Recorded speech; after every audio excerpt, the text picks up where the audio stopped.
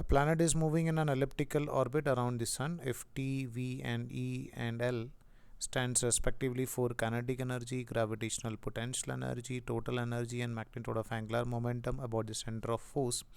Which of the following is correct? T is conserved. That means total energy is conserved.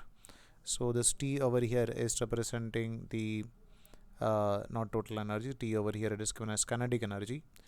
So we can take it as its kinetic energy is not going to get conserved.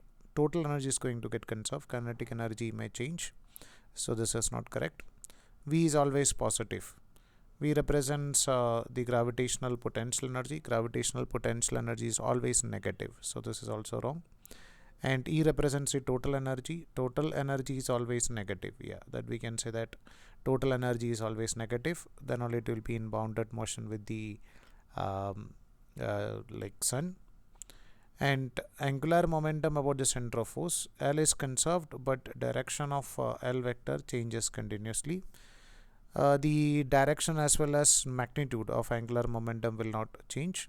So we can say that this option is also wrong because its magnitude as well as direction is a constant. Over here in fourth option it is given that direction changes. Direction will not change. Its angular momentum is conserved. Means both magnitude and direction is going to be a constant.